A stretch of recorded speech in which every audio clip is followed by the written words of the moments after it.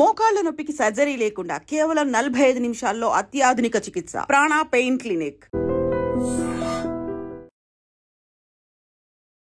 నమస్తే, welcome to I dream inside politics with కవిత.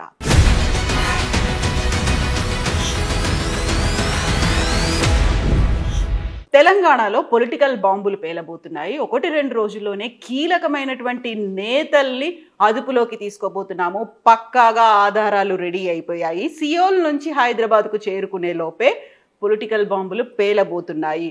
మంత్రి పొంగులేటి శ్రీనివాసరెడ్డి చేసినటువంటి వ్యాఖ్యలు ఇవి. నిజంగా పొలిటికల్ బాంబుల ఇంటెన్సిటీ ఎలా ఉండబోతోంది, ఎవరెవరు దానికి బలి కాబోతున్నారు?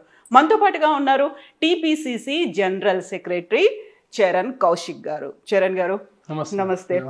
యాక్చువల్గా పొలిటికల్ బాంబులు దీపావళి కంటే ముందే పేలబోతున్నాయి అనుకున్నప్పుడు ప్రధానంగా వినిపిస్తోంది టెలిఫోన్ ట్యాపింగ్కి సంబంధించి intelligence chief Prabhakar Rao arrest ఉండబోతోంది. అదే మేజర్ ఫస్ట్ పొలిటికల్ బాంబ్ అనేది నిజమేనా? అంటే ప్రభాకర్ రావు గారు వాస్తవంగా ఎప్పుడూ అరెస్ట్ కావాల్సి ఉండే, తను విదేశాల్లో ఉండడం మూలంగా అరెస్ట్ చేయలేకపోయారు. అదేవిధంగా ఆధారాలు కూడా పూర్తిగా అప్పుడు సమీకరించలేదు కాబట్టి ఇప్పుడు ప్రభాకర్ రావు గారు తెలంగాణ రాష్ట్రానికి వచ్చింది కాబట్టి, అదే కాకుండా తెలంగాణ రాష్ట్రంలో ధరణి విషయంలో కూడా ధరణి రిపోర్ట్ కూడా ఆల్రెడీ సబ్మిట్ చేయడం జరిగింది. ధరణి కమిటీ ఏదైతే సునీల్ గారు, అదేవిధంగా కోదండ రెడ్డి గారు, అదేవిధంగా లచ్చిరెడ్డి గారు ఆధ్వర్యంలో చేసినట్టు కమిటీ రిపోర్ట్ కూడా సబ్మిట్ అయింది.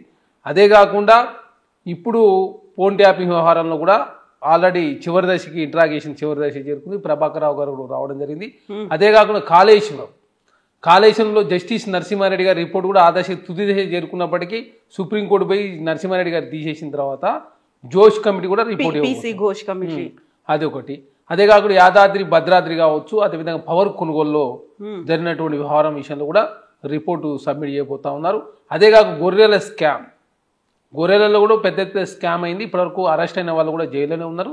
దానికి సంబంధించి కూడా ఫైనల్ రిపోర్ట్ సబ్మిట్ చేస్తూ ఉన్నారు. కాబట్టి ఈ అన్ని వ్యవహారాలన్నీ కూడా చివరి దశ చేరుకున్నాయి. కాబట్టే మా మంత్రి గారు పొంగులేటి శ్రీనివాసరెడ్డి గారు సియోల్ నుంచి రాకముందు వచ్చిన తర్వాత బాంబు వెళ్ళబోతుంది దివాళీ ముందు అని చెప్పేసి చాలా స్పష్టం. ఎందుకంటే ధరణి అనేది వాళ్ళ సబ్జెక్టే, వాళ్ళు రెవెన్యూ మినిస్టర్ కాబట్టి ధరణిలో ఆనాడు అడ్డగోలుగా విపరీతంగా తన మన అనే భేదం లేకుండా ప్రభుత్వ భూములు కావచ్చు, అదే కాకుండా ఎవరైనా ప్రైవేట్ భూములను కూడా పెద్ద ఎత్తున వాళ్ళ ధరణి పేరు మీద పెద్ద ఎత్తున రిజిస్ట్రేషన్ జరిగినాయి. కాబట్టి అవన్నిటికి సంబంధించినటువంటి రిపోర్ట్లన్నీ కూడా ప్రభుత్వం దగ్గర ఉన్నాయి. కాబట్టి ప్రభుత్వం చర్యలకు పూనుకుంటా ఉంది. సో ఇక్కడ మంత్రులు ఉంటారా, కేవలం అధికారులేనా ఆ బాంబులకు బలయ్యేది? అధికారులు, మంత్రులు ప్రధానంగా. ఎందుకంటే ధరణి ఉపయోగించుకొని కల్వకుంట్ల కుటుంబం 1000 ఎకరాలు దోసుకున్నారు.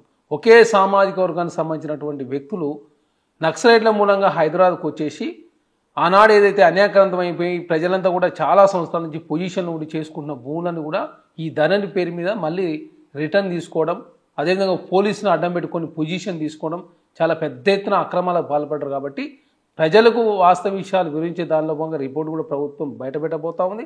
అదే కాకుండా బాధ్యుల మీద చర్యలు తీసుకోబోతా ఉన్నారు. సో ఇప్పుడు ఇంటెలిజెన్స్ చీఫ్ ప్రభాకర్ రావు గారు తను అమెరికాలో ఉన్నారు, అక్కడ నుంచి మెక్సికోకి వెళ్ళిపోయారు, ఏదో ట్రీట్మెంట్ తీసుకుంటున్నారు, ఇవన్నీ వినిపించాయి. కానీ ఆయన సైలెంట్గా హైదరాబాద్కి వచ్చేసారు. వచ్చినప్పటికీ మీరు ఆయన్ని అరెస్ట్ చేయలేదు, ఒక waiting for the correct time అన్నట్టుగా చూస్తూ ఉన్నారు అని. అదేనా బాంబు, ఫస్ట్ బాంబ్ అంటే? అంటే వాస్తవంగా ఎప్పటి నుంచో ఫోన్ ట్యాపింగ్ వ్యవహారంలో ఇప్పటివరకు అరెస్ట్ అయినటువంటి ఎవరైతే తిరుపతి అన్న కావచ్చు వాళ్ళంతా కూడా సుప్రీంకోర్టును సంప్రదించారు. ఎందుకంటే హైకోర్టులో బెయిల్ ఇవ్వకపోవడం మూలంగా సుప్రీంకోర్టులో బెయిల్ తీసుకునే ప్రయత్నం వారు చేస్తూ ఉన్నారు. ఈలోపు ప్రభాకర్ రావు గారు కూడా హైదరాబాద్కి వచ్చారు కాబట్టి రిపోర్ట్ కూడా పూర్తి స్థాయి ప్రభుత్వం చేతికి వచ్చింది. కాబట్టి ఖచ్చితంగా ఫోన్ ట్యాపింగ్ వ్యవహారం అనేది పెద్ద ఎత్తున రాజ్యాంగ ఉల్లంఘన, అదేవిధంగా వ్యక్తిగత స్వేచ్ఛకు హరించే ప్రయత్నం ఆనాడు పెద్ద ఎత్తున జరిగింది. కాబట్టి దాని మీద ప్రజల్లో కూడా ఇంతవరకు ఇంకా అపోలు వీడలేదు. ఎవరెవరు ఫోన్ ట్యాపింగ్ అయింది, ఏ విధంగా ఫోన్ ట్యాపింగ్ చేశారు, దాన్ని అడ్డం పెట్టుకుని ఏ విధంగా లొంగ తీసుకునే ప్రయత్నం జరిగింది, అదే కాకుండా పైసలు కూడా అక్రమంగా వసూలు చేసిరని చెప్పేసి పెద్ద ఎత్తున తెలంగాణ రాష్ట్రంలో ప్రజల మధ్య ఇంకా కన్ఫ్యూజన్ ఉంది. కాబట్టి అన్ని విషయాలు బయట పెట్టాలంటే ఖచ్చితంగా ప్రభాకర్ రావు గారు అరెస్ట్ కావాల్సిందే. దానిలో భాగంగా చేపించిన వ్యక్తులు ఎవరైతే ఉన్నారో వారు కూడా అరెస్ట్ అయ్యే అవకాశం ఉంది. కాబట్టి ఖచ్చితంగా ఆనాడు క్యాబినెట్లో ఉన్నటువంటి దాదాపు 16 మందిలో సగం మంది 8 మంది అంటే రకరకాల కేసులలో చాలామంది మంత్రులు కూడా అరెస్ట్ అయ్యే అవకాశం ఉంది. కాబట్టి దానిలో భాగంగా పొంగులేటి శ్రీనివాసరెడ్డి గారు నిన్న అట్లాంటి వ్యాఖ్యలు చేసినట్టు నేను భావిస్తాను. సో ఇప్పుడు మీరు రాజకీయ బాంబులు పేలుతాయని చెప్తున్నప్పటికి కూడా కాంగ్రెస్ లోనే విపరీతమైనటువంటి బాంబులు ఉన్నవి. ఆటం బాంబులు అవుతాయా, హైడ్రోజన్ బాంబులు అవుతాయా, టైం బాంబులు లాగా పేలుతాయా అనేది ఫస్ట్ మీ పార్టీలో జరుగుతున్నటువంటి వ్యవహారాలని మీరు చక్కదిద్దుకోండి, మా మీద కాదు అనేటువంటి ఇవి ఆ మాటలు కూడా వినిపిస్తున్నాయి. అలాంటి స్టేట్మెంట్లు ఉన్నాయి. కాంగ్రెస్ లో ఏం జరుగుతుంది? కాంగ్రెస్ పార్టీ అంత సమైక్యంగా పనిచేస్తూ ఉన్నారు. అందరూ దాదాపు తెలంగాణ రాష్ట్రంలో కాంగ్రెస్ పార్టీకి 65 మంది ఎమ్మెల్యేలు ఉన్నారు. అదే కాకుండా కాంగ్రెస్ పార్టీలో 12 మంది ఎమ్మెల్యేలు ఉన్నారు, 8 మంది ఎంపీలు ఉన్నారు, 3 రాజ్యసభ సభ్యులు ఉన్నారు. అదే కాకుండా కౌన్సిల్లో కావచ్చు ఎక్కడైనా కూడా కాంగ్రెస్ పార్టీ సమిష్టి నిర్ణయాలతో ముందుకు పోతా ఉన్నారు. ప్రజాప్రభుత్వం కాబట్టి తెలంగాణ రాష్ట్రంలో ప్రజలకు ఇచ్చిన ప్రతి హామీ నెరవేర్చే దానిలో భాగంగా ముందుకు పోతా ఉన్నారు. ఖచ్చితంగా మూసిని పునర్జీవింపజేసే దానిలో కూడా ప్రభుత్వం చాలా కృతనిశ్చయంతో ఉన్నది. అదే కాకుండా హైడ్రా విషయంలో కూడా ప్రజలకు నష్టం జరగని విధంగా హైడ్రా పనిచేసే కార్యక్రమం కావచ్చు, మూసి విషయంలో కూడా ప్రజలకు నష్టం జరుగుతుందని చెప్పి ప్రభుత్వం భావిస్తూ వారికి పునరావాసం కోసం కొత్త నగరంలో న్యూ సిటీలో 800 ఎకరాల వరకు ఇచ్చే ప్రయత్నం కూడా జరుగుతూ ఉంది. అనవసరంగా బీఆర్ఎస్ పార్టీ ఏంటంటే తప్పుల మీద తప్పులు చేశారు కాబట్టి వాళ్ళ తప్పులు ఎక్కడ బయటపడతాయని చెప్పేసి అనవసరంగా కాంగ్రెస్ పార్టీలో ఏదో అనిశ్చితి ఉన్నదని చెప్పే ప్రయత్నం వారు చేస్తూ ఉన్నారు తప్ప కాంగ్రెస్ పార్టీ సమిష్టి నాయకత్వంతో రేవంత్ రెడ్డి గారి నాయకత్వంలో కాంగ్రెస్ ప్రభుత్వం ముందుకు పోతా ఉంది. అందరు కలిసికట్టుగా పనిచేస్తూ ఉన్నారు. ఇప్పుడు మీరు టీపీసీసీ జనరల్ సెక్రటరీగా ఉన్నారు. అసలు పార్టీలో ఏం జరుగుతుంది అనేది ప్రతిదీ మీకు తెలుసు. ఆ మీటింగ్లో ఏం జరుగుతుందని పార్టీ కార్యకలాపాలు, పార్టీ వ్యవహారాలు కాకుండా ప్రభుత్వ వ్యవహారాల్లో కూడా కలుగజేసుకుంటున్నారని దీపాదాస్ మున్షి గారి మీద పెద్ద కంప్లైంట్ వెళ్ళింది. ఏఐసిసి దాకా వెళ్ళింది. తను తెలంగాణలో రాష్ట్ర అధికారం కాంగ్రెస్ రావడానికి తను ఎంత తోడ్పడారు అనేది తెలుసు. అయినప్పటికీ కూడా ఇప్పుడు ప్రభుత్వంలో తను ప్రతి దాంట్లోనూ జోక్యం చేసుకుంటున్నారు అనే మాట. తనకి గిఫ్ట్లు ఇచ్చారు, లేకుంటే తన వల్ల పదవులేవో వస్తాయని ఆశించారు, ఆ తర్వాత భంగపాటుకు గురయ్యారు, మళ్ళీ ఇప్పుడు కంప్లైంట్లు వెళ్తున్నాయి. ఒక డిఫాక్టో సీఎం లాగా తను పనిచేస్తున్నారు అనే ఒక విమర్శ కాంగ్రెస్ పార్టీలో ఉన్న నేతల నుంచే వినిపిస్తోంది. అంటే కాంగ్రెస్ పార్టీలో విస్తృత ప్రజాస్వామ్యం ఉంటుంది. కాంగ్రెస్ పార్టీ వ్యవహారాల ఇన్ఛార్జ్ దీపాదాస్ మున్షి గారు పార్టీ వ్యవహారాలతో పాటు ప్రభుత్వంలో కూడా, ఎందుకంటే ప్రభుత్వంలో కూడా సోషల్ జస్టిస్ విధంగా చూసుకునే బాధ్యత వారి మీద ఉంది కాబట్టి తెలంగాణ రాష్ట్రంలో వ్యవహారాలన్నింటినీ చక్కబెట్టే ప్రయత్నంలో భాగంగా అక్కడక్కడ సలహాలు సూచనలు మాత్రం ఇస్తారు. ఢిల్లీ నుంచి వచ్చిన వాళ్ళు సలహాలు సూచనలు మాత్రం ఇస్తారు తప్ప ఇక్కడ ప్రభుత్వంలో వారి జోక్యం ఎలాంటిది లేదని చాలా స్పష్టం. ముఖ్యమంత్రి గారు మంత్రులంతా కూడా సమిష్టి నాయకత్వంలో ముందుకు పోతా ఉన్నారు తప్ప బీఆర్ఎస్ పార్టీ అనవసరంగా కన్ఫ్యూజ్ క్రియేట్ చేసే ప్రయత్నం, మా పార్టీ నాయకులే కంప్లైంట్ ఇచ్చినట్టుగా బీఆర్ఎస్ పార్టీ ఏకంగా వాళ్ళ సోషల్ మీడియా దుబాయ్ నుంచి పనిచేస్తూ ఉన్నది. మా పార్టీకి సంబంధించినటువంటి వ్యక్తులు కంప్లైంట్ ఇచ్చిన వాళ్ళే ఢిల్లీకి కంప్లైంట్ పెడుతున్నారని చెప్పేసి మీ మధ్యకాలం మేమే గుర్తించినాం. అంటే కాంగ్రెస్ పార్టీలో అనిశ్చితి ఉందని చెప్పే ప్రయత్నం రేవంత్ రెడ్డి గారు బలహీనపరిచే ప్రయత్నం బీఆర్ఎస్ పార్టీ చేస్తుంది. కాబట్టి అధిష్టానం కూడా గుర్తించింది. తెలంగాణ రాష్ట్రంలో కాంగ్రెస్ ప్రభుత్వం అంతా కూడా చాలా సమిష్టి నాయకత్వంలో అందరూ కలిసికట్టుగా పనిచేస్తూ ఉన్నారు. అనుభవజ్ఞులైనటువంటి మంత్రులంతా కూడా ఉన్నారు కాబట్టి బలమైన శాఖలు నిర్వహిస్తూ గత ప్రభుత్వం చేసిన 6,70,000 కోట్ల అప్పు నుంచి ప్రతిరోజు 193 కోట్ల రూపాయల అప్పు కొడ్డి కడుతూ 11వ రోజు నుంచి ఆర్బీఐ మీద ఆధారపడి చాయ్ బిస్కెట్లకు కూడా అప్పు తీసుకొచ్చే పరిస్థితి తెలంగాణ రాష్ట్రంలో గత ప్రభుత్వం చేసింది. కాబట్టి అవన్నిటిని కూడా సరిదిద్దే కార్యక్రమంలో భాగంగా వాళ్ళంతా కలిసికట్టుగా పనిచేస్తూ ఉన్నారు. తెలంగాణనే దేశానికి ఆదర్శంగా తీసుకుని చెప్పేసి కాంగ్రెస్ పార్టీలో ఉన్నటువంటి సీనియర్ నాయకులకు చెప్తాం. ఎందుకంటే తెలంగాణ రాష్ట్రంలో మీరు చూడండి, అతి తక్కువ కాలంలో కావచ్చు అందరు కలిసికట్టుగా పనిచేస్తూ 18,000 కోట్ల రూపాయలు రుణమాఫీ చేశారు. ఇప్పుడు కులగన్న కూడా జరగబోతా ఉంది. అదే కాకుండా ప్రజలకు ఇచ్చిన ప్రతి హామీ నెరవేర్చే దానిలో కాంగ్రెస్ ప్రభుత్వం ఆర్థిక పరిస్థితి బాగాలేకున్నా కూడా దేశంలో ఏ ప్రభుత్వం ఇంత తక్కువ కాలం నిన్న హామీ నెరవేర్చలేదు. కాంగ్రెస్ ప్రభుత్వం, రేవంత్ రెడ్డి గారి ప్రభుత్వం కావచ్చు, అదేవిధంగా డిప్యూటీ సీఎం బట్టి విక్రమార్క కావచ్చు, ఉత్తమ్ కుమార్ రెడ్డి వీళ్ళంతా కూడా కలిసికట్టుగా పనిచేస్తూ ఉన్నారు. తెలంగాణను ఒక ఆదర్శంగా తీసుకోండి అని చెప్పేసి కాంగ్రెస్ పార్టీ అధికార రాష్ట్రాలకు కూడా సూచించే పరిస్థితి వచ్చిందంటే. అయితే చరణ్ గారు, ఇక్కడ మీరు ఇప్పుడు తెలంగాణని ఆదర్శంగా తీసుకోవాలని మీరు చెప్తున్నప్పటికి కూడా కాగ్ రిపోర్ట్ అనేది చూస్తే మొదటి 6 నెలల ఆర్థిక సంవత్సరానికి చూస్తే గత ఏడాది కంటే ఈసారి తక్కువగానే రాబడి అనేది వచ్చింది.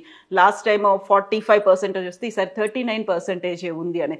ఇక్కడ రాబడి అనేది తగ్గడాన్ని ఎలా చూస్తున్నారు మీరు? మరి మేడం, ఇక్కడ ప్రధానంగా ఇది తెలంగాణ రాష్ట్రానికి వచ్చినటువంటి పరిస్థితి కాదు, దేశం మొత్తం ఉంది, ప్రపంచం కూడా ఉన్నది. ప్రపంచవ్యాప్తంగా ఆర్థికంగా చాలా ఇన్ఫ్లేషన్ పనిచేస్తూ ఉంది. దానిలో భాగంగా పెద్ద ఎత్తున రేట్లు, అంటే ఫ్లాట్ రేట్ కావచ్చు, అదే అపార్ట్మెంట్ రేట్స్ కావచ్చు, వెహికల్ కొనుగోలు శక్తి కావచ్చు, ప్రధానంగా తగ్గిపోయింది. ఇది దేశం మొత్తం పరిస్థితి ఇదే విధంగా ఉంది. కాబట్టి తెలంగాణ రాష్ట్రంలో ఆ రేషియోలో మాత్రమే తగ్గడం జరిగింది.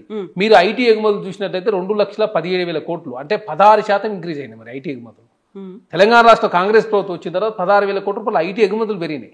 ప్రపంచవ్యాప్తంగా ఇన్ఫ్లేషన్ ఉంది కాబట్టే భూములు కొనుగోలు శక్తి తగ్గింది, వెహికల్ కొనుగోలు శక్తి తగ్గడంతో ప్రధానంగా ప్రపంచవ్యాప్తంగా ఆ పరిస్థితి ఉంది, దేశంలో కూడా ఆ పరిస్థితి ఉంది. కాబట్టి తెలంగాణ రాష్ట్రంలో ఇంకా మిగతా రాష్ట్రాలతో పోల్చినప్పుడు ఇంకా బెటర్గా ఉన్నది. కాకపోతే కేంద్రం నుంచి సహకారం అందకపోవడం మూలంగా తెలంగాణకు ప్రధానంగా ఇబ్బంది జరుగుతూ ఉంది. ఎందుకంటే నిన్న బీహార్కు ఆంధ్రప్రదేశ్ కలిపి 6,000 కోట్ల రూపాయలు రైల్వే నిర్మాణం కోసం. అంతకుముందు బడ్జెట్లో బీహార్కు 59,000 కోట్ల రూపాయలు, ఆంధ్ర రాష్ట్రానికి 1,00,000 కోట్ల రూపాయలు, అందులో రాజధాని కోసం 15,000 కోట్ల రూపాయలు సాయం చేస్తానని చెప్పి కేంద్రం చెప్పింది. కానీ తెలంగాణకు గుండు సున్నా.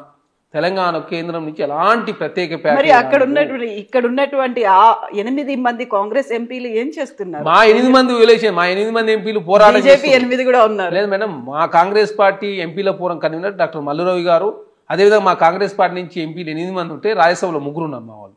కానీ భారతీయ జనతా పార్టీ గతంలో ఎన్నడూ గెలిపిన విధంగా ఈసారి 8 మంది గెలిపిస్తే తెలంగాణకు గుండు సున్నా చేశారు. 2 ఎంపీలు, ఒకరు కేంద్ర ఫుల్ క్యాబినెట్లు ఉన్నారు, ఒకరు సహాయ మంత్రి ఉన్నారు, ఇంకొకరు రాజ్యసభలో ఉన్నారు. తెలంగాణ రాష్ట్రంలో 8 మంది ఎంపీలు ఉన్నారు, 8 మంది ఎమ్మెల్యేలు ఉన్నారు. వాళ్ళ ఓటు బ్యాంకు అనామతి పెరిగినప్పుడు కూడా తెలంగాణకు తీవ్ర అన్యాయం భారతీయ జనతా పార్టీ చేసింది. కాబట్టి అయినా కూడా కాంగ్రెస్ ప్రభుత్వం మొక్కవోని దీక్షతో ఇచ్చిన మాట ప్రకారం తెలంగాణ రాష్ట్రం ఎన్ని ఇబ్బందులు ఎదురైనప్పటికీ కూడా కాంగ్రెస్ ప్రభుత్వంగా మాట నిలుపుకునే ప్రయత్నంలో భాగంగా కాంగ్రెస్ ప్రభుత్వం ముందుకు పోతా ఉంది.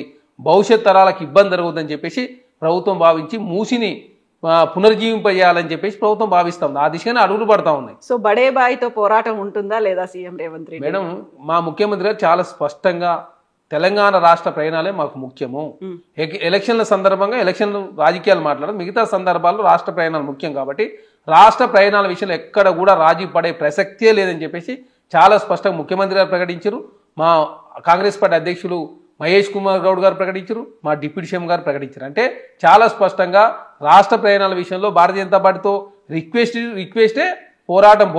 ఫస్ట్ రిక్వెస్ట్ మెథడ్లో పోతాం, వాళ్ళు చేరి క్రమంలో పోరాటం కూడా చేసే పరిస్థితే కదా. అంటే తెలంగాణ రాష్ట్రంలో మీ దేశంలో ఎక్కడ జరగని విధంగా మీరు చూడండి, దేశ ప్రయాణాలు ముఖ్యమని చెప్పేసి కాంగ్రెస్ ప్రభుత్వం భావిస్తుంది. దానిలో భాగంగా వికారాబాద్లో నేవీ సంస్థను అంటే 44వ జీవో ఇచ్చింది బీఆర్ఎస్ పార్టీ, కానీ తర్వాత వాళ్ళే వ్యతిరేకించారు. ఇప్పుడు మూసీ విషయంలో 17వ జీవో ఇచ్చింది వాళ్ళే 2017లో.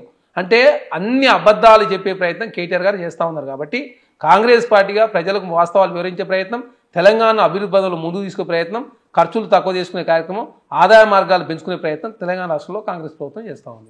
అయితే ఇప్పుడు ఇన్ని రకాల సమస్యలు ఉన్నాయి, లేకుంటే మీరు ఇచ్చినటువంటి 6 గ్యారంటీ స్కీములు ఉన్నాయి, హామీల అమలు ఉంది, వీటి మీద అక్కడ బడ్జెట్ అనేది లేదు, అక్కడ డబ్బులు రావట్లేవు. కాబట్టి దాన్ని డైవర్ట్ చేయడానికి ఒక డైవర్షన్ పాలిటిక్స్లో భాగంగా హైడ్రాన్ తీసుకొచ్చారు, మూసీని తీసుకొచ్చారు. అందులో ఇంకొక ఎక్స్టెన్షనే ఈ రాజకీయ బాంబులు అనేది. అందరూ దాని గురించి మాట్లాడేలా చేయడం, అసలు సమస్యల్ని పట్టించుకోకుండా చూడడము అనేదే మెయిన్ ఎజెండా అనేది విమర్శలు ఉన్నాయి. మేడం, ఇక్కడ దేశంలో భారతీయ జనతా పార్టీ చాలా రాష్ట్రాల్లో అధికారం ఉంది. మీరు ఒకసారి వెనుకకు వెళ్ళి చెక్ చేసుకో, ఏ రాష్ట్రంలో కూడా రుణమాఫీ చేయలే వాళ్ళు. భారతీయ జనతా పార్టీ చాలా రాష్ట్రాల్లో అధికారం, రైతు రుణమాఫీ వాళ్ళు చేయలేదు. మేము మేనిఫెస్టోలో పెట్టిన విధంగా 18,000 కోట్ల రూపాయలు రైతు రుణమాఫీ చేసినాం. ఇప్పటి వరకు రైతు సంక్షేమం కోసం కావచ్చు, ప్రజలకు ఇచ్చినటువంటి హామీల విషయంలో 50,000 కోట్ల రూపాయలు ఖర్చు పెట్టింది. ఈ 10 నెలల కాలంలో మేము 50,000 కోట్ల రూపాయలు ఖర్చు పెట్టినాం. అదే కాకుండా టీచర్లకు గత 10 సంవత్సరాలు ప్రమోషన్ లేవు. మేము వచ్చిన తర్వాత ప్రమోషన్లు ఇచ్చినాం 19,000 ఉద్యోగాలకు సంబంధించి. 11,000 ఉద్యోగాలు టీచర్లకు సంబంధించి రిక్రూట్మెంట్ జరిగింది, పోలీస్ రిక్రూట్మెంట్ జరిగింది. అదే కాకుండా గ్రూప్ 1 ఎగ్జామ్ ఇలా 4th డే, అవును, తర్వాత రేపు అయితే ఆ ఎగ్జామ్ కూడా అయిపోతా ఉంది. అదే కాక గ్రూప్ 3 గ్రూప్ 4 పోస్ట్ పోన్ చేయమని చెప్తే పోస్ట్ పోన్ కూడా చేసినాం. నిరుద్యోగులతో మేము సంప్రదింపులు చేసినాం, మా డిప్యూటీ సీఎం గారు సంప్రదింపులు చేసిండు, మా మహేష్ కుమార్ గౌడ్ గారు, మా పిసిసి మా ముఖ్యమంత్రి గారు. అంటే తెలంగాణ రాష్ట్రంలో కాంగ్రెస్ పార్టీకి ఒక చిత్తశుద్ధి ఉంది. నిన్ననే ఎంప్లాయీస్ అంతా పిలిపించి ఎంప్లాయీస్ సంఘాలతో ఏనాడన్నా కేసీఆర్ గారు కూర్చొని మాట్లాడినా, మేము డిఏల విషయంలో రాష్ట్రం ఇంత ఇబ్బందులు ఉన్నప్పటికీ కూడా సంఘాలందరూ పిలిపించి వారికి ఉన్న సమస్యలు పరిష్కరించే దానిలో కాంగ్రెస్ ప్రభుత్వం ముందుకు పోతా ఉంది. అదే కాకుండా 500 రూపాయల సిలిండర్ ఇస్తా ఉన్నాం, 200 ఇంటి వరకు కరెంటు ఫ్రీగా ఇస్తా ఉన్నాం. అదే కాక ఉచిత బస్ ప్రయాణం జరుగుతూ ఉంది. ఆరోగ్యశ్రీ 10 లక్షల వరకు పెంచడం జరిగింది. అదే కాకుండా మొన్ననే స్కాలర్షిప్ 1,300 కోట్ల రూపాయలు ఇచ్చినాం. తర్వాత ఈ దివాళీ నుంచి 4,000 ఇండ్లు ప్రతి నియోజకవర్గానికి ఇవ్వబోతా ఉంది. అంటే రాష్ట్రంలో ఖర్చులు తక్కువ చేసుకుని ఆదాయ మార్గాలు పెంచుకునే ప్రయత్నం, కేంద్రం నుంచి రావాల్సిన బ్లాక్ గ్రాంట్ కావచ్చు, వెనుకబడి జిల్లాలకు సంబంధించిన నిధులు కావచ్చు, 9th 10th షెడ్యూల్ ఉన్న ఆస్తుల పంపకం కావచ్చు, కాంగ్రెస్ ప్రభుత్వం ఏర్పడిన తర్వాత ఢిల్లీలో ఉన్నటువంటి ఆంధ్ర భవన్, తెలంగాణ భవన్ సమస్య పరిష్కారం కూడా లభించింది. అంటే కాంగ్రెస్ పార్టీగా గత ప్రభుత్వం చేయలేదని చెప్పేసి మేము వెనుకపోవడం లేదు. మేము ఇచ్చిన ప్రతి మాట నిలుపుకోవాలా, రాజకీయ కక్ష కార్యక్రమాలకు తావు లేకుండా ముందుకు పోవాలా. భారతీయ జనతా పార్టీ కేంద్రంలో ఉంది కదా, మేము వాళ్ళని కలవం, కేంద్రంలో ప్రధానమంత్రి భారతీయ జనతా పార్టీ అనుకోవడం లేదు కాంగ్రెస్ పార్టీ కాంగ్రెస్ ప్రభుత్వము. మాకు రాష్ట్ర ప్రయోజనాలు ముఖ్యం చెప్పి భావిస్తున్నాం కాబట్టి ప్రతి మాటను నిలుపుకునే ప్రయత్నం చేస్తూ ఉన్నారు. రీసెంట్గానే పోలీసులకు సంబంధించినటువంటి వాళ్ళ స్కూల్ కూడా ఏర్పాటు చేసిన సందర్భం. అయితే ఇప్పుడు రాజకీయ కక్ష కాదు అంటున్నారు, మరి ఈ రాజకీయ బాంబులు ఏంటి? రాజకీయ కక్షలో భాగం కాదా? అది కాదు కదా మేము. యాదాద్రి భద్రాద్రి మీరు ఆనాడు చాలా స్పష్టంగా కేంద్ర ప్రభుత్వం చెప్పింది, మీకు ఎంత విద్యుత్ కావాలో చెప్పండి, తెలంగాణ రాష్ట్రంలో కావచ్చు జాతీయ స్థాయిలో మాకు మిగులు విద్యుత్ ఉన్నది, అతి తక్కువ ధరకు మేము ఇస్తాము, మీరు యాదాద్రి భద్రాద్రి కట్టొద్దంటే యాదాద్రి భద్రాద్రి కట్టడంతో 40,000 కోట్ల రూపాయలు అధునాతనమైన సాంకేతిక పరిజ్ఞానం ఉపయోగించకుండా పాత టెక్నాలజీ వాడడంతో ప్రధానంగా ఈనాడు డిస్కౌంట్ 70,000 కోట్ల రూపాయల నష్టాలు ఉన్నాయి. ఈ అన్నిటి కారణం ఆనాడు తీసుకున్నటువంటి అనాలోచిత విధానాల మూలంగా తెలంగాణ రాష్ట్రం దివాలా తీసింది. ఈరోజు ప్రతి ఆర్టీసీ డిపో అప్పులలో ఉన్నది, 70 కార్పొరేషన్లు ప్రతి కార్పొరేషన్ అప్పులలో ఉన్నది, కనీసం జీతాలు లేని పరిస్థితి ఉన్నది. కార్పొరేషన్ చాలా ఈ గోస అయిన చైర్మన్లను కాడిపోయి అడిగితే తెలుస్తుంది. ఒక్కొక్కరు జీతాలు లేని పరిస్థితి, కార్పొరేషన్లో ఒక్కొక్క కార్పొరేషన్ 1,000 కోట్ల రూపాయల అప్పు. ఇప్పుడు చరణ్ గారు బాంబులు ఎవరిని టార్గెట్ చేసుకుని ఎవరి బేస్ గా వేయబోతున్నారు, ఎవరి మీద పడుతున్నాయి? ప్రధానంగా రాజకీయ కక్షలు కారుణ్యాలకు తావు లేదు. తప్పు చేసిన వాళ్ళు తన మననే భేదమే లేదు. హైడ్రా విషయంలో కూడా అదే జరిగింది. పల్లం రాజు గారు మా కాంగ్రెస్ పార్టీ కేంద్ర మాజీ మంత్రి, వారు ఇప్పుడు సిడబ్ల్యూసీ వాళ్ళ బ్రదర్ ఆనందరాజు గారు. ఇప్పుడు మీరు మూసి విషయంలో మా జూపల్లి కృష్ణారావు గారు ఇల్లు కూడా పోతుంది ఇప్పుడు అక్కడ. అంటే కాంగ్రెస్ పార్టీ ఒక యజ్ఞం లాగా మూసిని కావచ్చు హైడ్రా విషయంలో తన మననే భేదం ఉండొద్దు, పేద వర్గాలకు నష్టం జరగకుండా వాళ్ళకు రిహాబిలిటేషన్ కావచ్చు, అదేవిధంగా కంపెన్సేషన్ కావచ్చు, అన్నీ కూడా వాళ్ళకు ఏదైతే చట్టాల ప్రకారం వాళ్ళకు నష్టం జరగకుండా ఇవ్వాలని చెప్పి ప్రభుత్వం భావిస్తూ ఉంది. ఆ దిశగానే అడుగులు పడుతున్నాయి తప్ప ఇక్కడ రాజకీయ కక్షలకు కారుణ్యాలకు తావు లేకుండా తెలంగాణ రాష్ట్రంలో కాంగ్రెస్ ప్రభుత్వం ముందుకు పోతుంటే చూసి ఓరవలేక బీఆర్ఎస్ పార్టీ, ఎందుకంటే వాళ్ళు 10 సంవత్సరాల కాలం తెలంగాణ రాష్ట్రంలో ఎవరిని కలవలేదు, అపాయింట్మెంట్ ఇవ్వని వాళ్ళు ఈరోజు పోయి నిరుద్యోగుల కాడికి పోతున్నారు, మూసి నిర్వాసితుల కాడికి పోతున్నారు. ఆనాడు 14 గ్రామాలు మల్లన్న సాగర్ కింద ఏటిగడ్డ కిష్టాపూరు 14 గ్రామాలను నిర్దాక్షిణంగా మెడలు పడి గెట్టేసి ఇప్పుడు డబుల్ బెడ్ కూడా ఇవ్వలే. వాళ్ళు పెద్ద పెద్ద మాటలు మాట్లాడుతారు బీఆర్ఎస్ పార్టీ నాయకులు. నిజం. ఈ బాంబులు అనేవి టార్గెట్ కేసీఆర్ అయినా మొత్తం మంత్రివర్గమా ఎవరున్నారు? తప్పు చేసిన వాళ్ళు ఎవరైనా కావచ్చు, ఆనాడు ఉన్నటువంటి అధికారులు కావచ్చు, మంత్రులు కావచ్చు, ముఖ్యమంత్రి గారు కావచ్చు, టెలిఫోన్ ట్యాపింగ్ వ్యవహారంలో ఆల్రెడీ అధికారులంతా కూడా జైలులో ఉన్నారు, గొర్రెల స్కామ్ లో అధికారులు జైల్లో ఉన్నారు, అదేవిధంగా కాళేశ్వరం కావచ్చు, అదేవిధంగా యాదాద్రి భద్రాద్రి కొనుగోలు కావచ్చు, ఈ అన్ని విషయాల్లో ఆల్రెడీ జ్యుడిషియల్ కమిటీలో ఆల్రెడీ 2కి వేయడం జరిగింది. రిపోర్ట్ కూడా ఈ నెలలో సబ్మిట్ చేస్తూ ఉన్నారు. అదే కాకుండా ధరణి రిపోర్ట్ ఆల్రెడీ సబ్మిట్ కావడం జరిగింది. ప్రభాకర్ రావు కూడా వచ్చారు కాబట్టి ఖచ్చితంగా చట్టం తన పని తాను చేసుకుంటూ పోతుంది. సో ఇప్పుడు కాంగ్రెస్ ప్రభుత్వం గతంలో జరిగినటువంటి అవకతవకలు లోపాలన్నింటినీ బయట పెడుతుంది, వాటి మీదే బాంబుల్ని ప్రయోగించిపోతుంది. మేడం బాంబులు అంటే వాస్తవ విషయాలు ప్రజల గురించే కార్యక్రమే. అరెస్టులు కాదా బాంబులు అంటే? మేడం ఇక్కడ మేము 5 లక్షల కోసం పనిచేస్తాం. నీళ్లు, నిధులు, నియామకాలు, అస్తిత్వం, ప్రజాస్వామ్యం ఉండాలని చెప్పి కాంగ్రెస్ ప్రభుత్వం కోరుకుంది కాబట్టి ఇందిరా పార్క్ దగ్గర ధర్నా చౌక్ ప్రారంభించాం. తెలంగాణ రాష్ట్రంలో నిరసన వ్యక్తం చేసుకునే అవకాశం ఇచ్చినాం. ఇప్పుడు మా గాంధీ భవన్లో ప్రతి వారం 2-2 మంత్రులు వస్తారు. ఆ రోజు కూడా మా కాడికి వచ్చి మాగానే ధర్నాలు చేస్తారు. మా గాంధీ భవన్లో ధర్నాలు చేస్తే కూడా వాళ్ళని పోలీసు వాళ్ళతోటి అంటే మరీ శృతి మించితే తప్ప వాళ్ళతోటి ముందుగా సంప్రదించే ప్రయత్నం మా పిసిసి అధ్యక్షుడు మహేష్ కుమార్ గౌడ్ గారు చేస్తూ ఉన్నారు, మా ముఖ్యమంత్రి గారు మాట్లాడుతున్నారు, మా అధికారులు మా మంత్రులు అంతా కూడా మాట్లాడారు. ఎందుకంటే సమస్యను పరిష్కరించేదాన్ని పరిష్కరిస్తున్నాం, పరిష్కరించలేని దాన్ని పరిష్కరించలేమని చెప్తా ఉన్నాం. సాధ్యమంత వరకు తెలంగాణ రాష్ట్ర కాంగ్రెస్ ప్రభుత్వం అంటే నిరుద్యోగుల ప్రభుత్వం, మహిళల ప్రభుత్వం, రైతు ప్రభుత్వం. ఇప్పుడు దీపావళి కంటే ముందే తెలంగాణలో మేడం ఇప్పుడు రిపోర్ట్లు ఆధారాలు అన్ని కూడా సేకరిస్తా ఉన్నారు. చివరి దశ చేరుకుంది కాబట్టి తన మననే భేదం లేక ఖచ్చితంగా చర్యలు తీసుకునే దానిలో ప్రభుత్వం ముందుకు పోతుంది, చట్టం తన పని తాను చేసుకుంటూ పోతుందని చెప్పేసి ఆల్రెడీ మంత్రులంతా కూడా క్యాబినెట్లో కూడా రేపు 26కు క్యాబినెట్ జరగబోతా ఉంది. క్యాబినెట్లో కూడా నిర్ణయం తీసుకున్న తర్వాత అసెంబ్లీలో దీని మీద కూడా ప్రతి ఎత్తున చర్చ పెట్టబోతా ఉంది ప్రభుత్వం. సో ఏం జరుగుతుంది అనేది మళ్ళీ మనం డెవలప్మెంట్స్ గురించి, బాంబుల గురించి, వాటి ఇంటెన్సిటీ గురించి మాట్లాడుకుందాం. చరణ్ గారు, థ్యాంక్ యూ సో మచ్ అండి. Thank you.